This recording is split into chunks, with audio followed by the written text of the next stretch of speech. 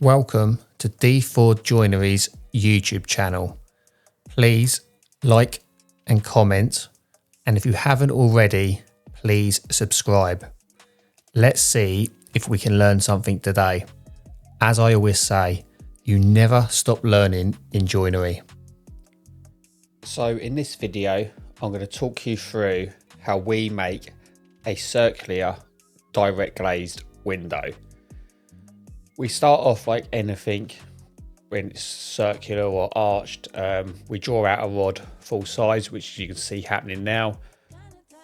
As before, reason we do this is once it's full size, we can see if there's any problems with it. We can make templates, we can lay them on there, we can lay the timber on there to mark later on. It just makes things so much easier. And after we do that, we then make the MDF template. You would have seen this in the previous videos with the oak arch door. This is being done again full size. You'll see a bit later on, but it's just when we do the timber, we can then use it as a template for on the spindle, which will come clear later on. And the reason for this other bit we're doing now is, as it's a circular window, we wanted a smaller template of the same radius, just so when we're working on the blocks, it's easier to manhandle, and later on in the video, we can also use it when it comes to the beading.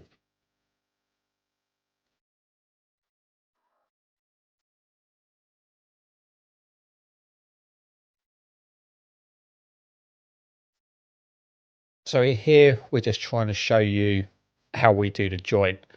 We use the comb joint like always. It's how we join all our curves up. As previously mentioned, I just think it's a really good joint. It looks really nice and it just works so well. If it can hold the timber together with no glue on it, surely that's a superior joint in my opinion.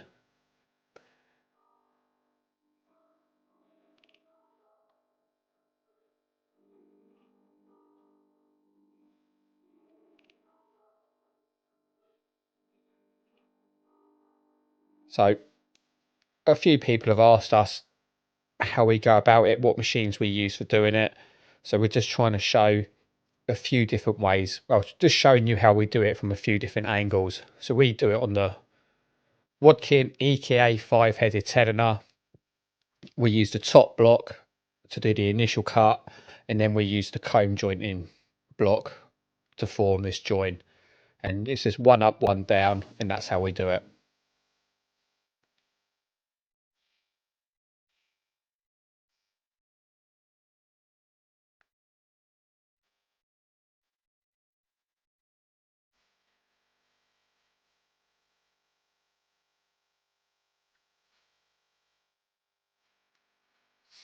As you can see, I mentioned about that smaller template earlier, and this is why we use it here, just to draw on here. Just so it's easy to manhandle. You'll see later on, we're hammering this together. I think we need to get the machine looked at, because when it's over a wide area like this, some of them start to just get stiff up. I don't know why. I think I just need to get the machine looked at. Not too much of a problem. Now you can see the template we've made. We're just laying it on there just to make sure it fits inside the blocks that we've got out, which we always knew it would. And now we're doing now is just, you can see in the video where the joint is, some of the timber is sitting back. It's just the way it works. So all we're marking on there is how far back that is, just so we know when we lay the template on there that we actually are in the rounds of the timber. We're not going to draw around it, cut it out, and then find we've got a big gap there. So that was the reason for that. And now it's all together. We're just drawing it round. We will do this on both sides, and then we will, once we've done that, we will cut it out before we glue it up. Goes without saying, because if we don't cut the inside, it makes it very hard. We'd have to cut it with a jigsaw, which has got the potential of wandering and moving everywhere. So we like to cut them on the bandsaw first. We will do this inside and out.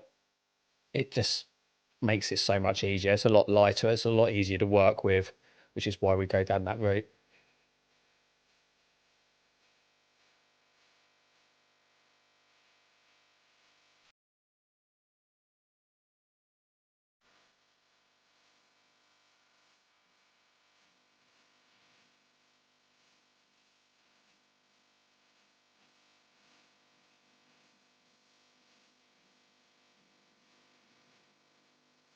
So as I mentioned, we always cut it out beforehand, which is what you can see right now.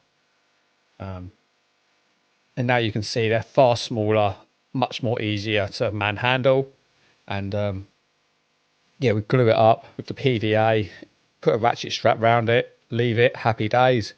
Next day come in and then we can start working on it. So as before, we put the template on there, come to the spindle, use a rebate block with a bearing on there. The bearing will run on the MDF template, and then we can use the rebate cutter, or yeah, just a cut and block, which will then finish it flush. Like before, we're basically going to PAR the timber, so it's exactly the same all the way around.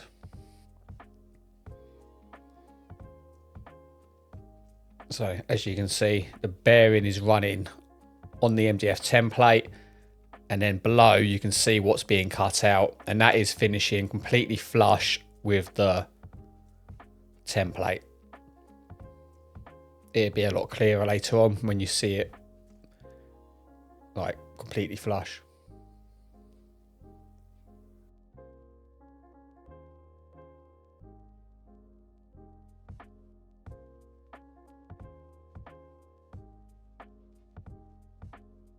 So you can see we've done the inside, the top and the bottom. We're now doing the outside. Reason he's doing the top first is because he would have readjusted this to do the top, and then it readjust it again and drop it down.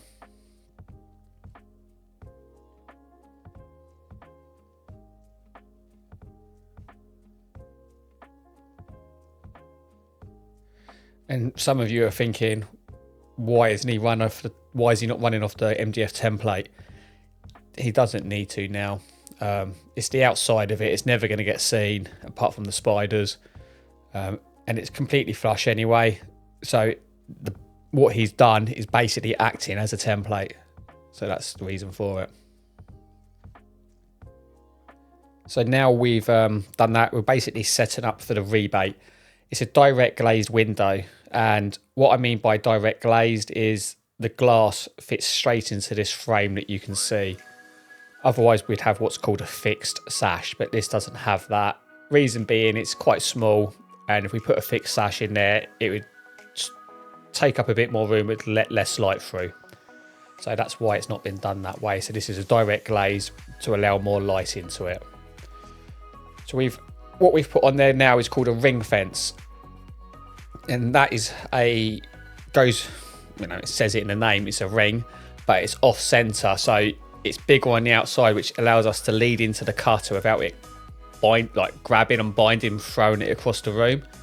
So you can just lead in nice and gentle, and once it's in there, you can then work to the center of it, which you line up to get the depth and that you need. So we've got the height set, and we'll probably do this in a couple of hits just so it's safe. This is one of these things where it's really hard to extract this properly and safely. Extraction is on. You can see the extraction pipes there, but it's just the way it works. Some things with what we do in this trade is just the nature of the beast, and it's just one of those things.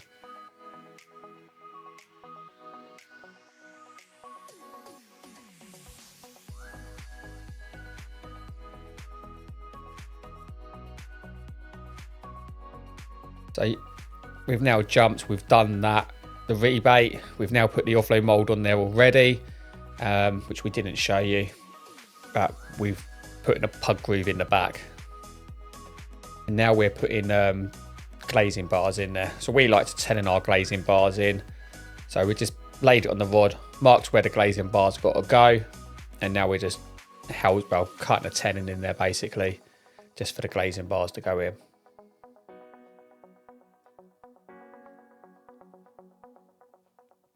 So now we've done that, as it's across, we've done the horizontal one. Well, to be honest, it could be a horizontal or a vertical. It's a circle, depends which way they put it when they fit it. And we're now just half lapping the bars and scribing at the same time. We're doing that by hand because it's much easier. And we're gluing them all in, stapling it, and then cleaning the glue up. And this is back to where I said earlier about that small little curved template. if you imagine trying to do these beads on that big one, it's just not safe. So what we're doing is using the timber, we've cut it out to where we need it to be. We're now putting this on flush, and then once we've done this, we will move to the spindle, and we always put a bevel on our beads. Reason being is on the outside, if the water hits it, it just runs straight off. So that's the reason why we do it.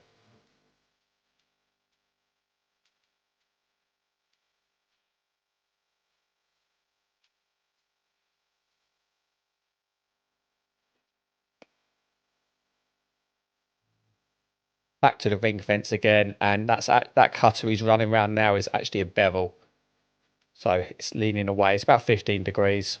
So he's just running around the template, nice and safe, and putting a bevel on these beads for the circle. Now, it's much easier to sand the face of these whilst in a big solid lump. The reason we do it this way is it's just much safer to run that bevel on the lump of timber in a big form like that. You imagine doing that when it's 15 mil. It's just going to snap, then there's an accident waiting to happen. So now we've done that, we've gauged that line round there, because as you can see, we are cutting the back of the bead out. Reason we do it's just so much safer. That's why we do it this way. It's safe, it's easy. The back of the bead's never seen, so we do it this way. And then we just lay this into the frame with a bit of sandpaper there. We can just run it round if we've got any high spots and stuff. So it absolutely works perfectly. As you can see, this is then being fitted now. We've done all the sanding bit, and all we're doing now is cutting the bisections so all of them can fit together nice and tight as it gets round there. He's just doing the final cuts now, marking it, and then they go over to the saw and cut it.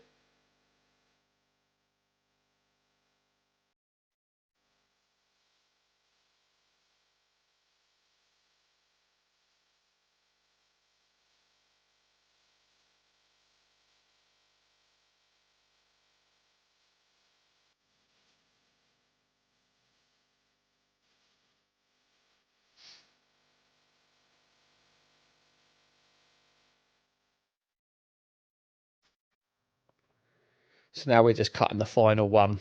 So the one he's just picking up now, that's actually cut. So he's put one in the bottom, which is the one that actually needs cutting.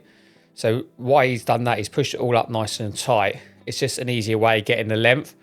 And now he does that, you'll see he marks that, then that is the length. We cut it on that line. We cut it slightly big, slightly so we can see the line, so it springs in nice and tight. And now to join these beads together, we're using it's called a Hoffman machine.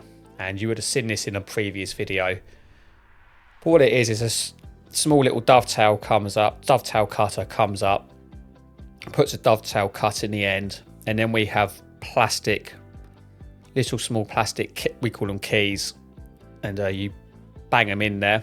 You can see the grooves now, and it just holds it all together. It's a bit fiddly for something like this because we've got to be really careful because of the short grain, it's smashing out and bits and pieces, but it's just a really good way of joining this circle up and making sure it's nice and safe, pulls up nicely.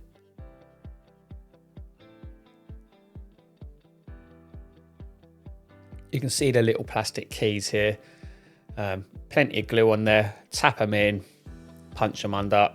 All that is, as I said earlier about the short grain, it's just breaking it out ever so slightly. Nothing major, but that's why we just rub that little bit of glue in there, just to hold it so it doesn't fall apart completely. And as you can see, these are just working perfect. Once it's all done, put it, it's holding a circle together lovely. It's just a good way of doing it. What we'll do is once he's finished this, we will actually put it back in the frame next to it, and we'd actually leave it overnight just to make sure the glue settles before we go and work on anything else. So that has been in overnight now, and now we're just cutting the cross section for the beading.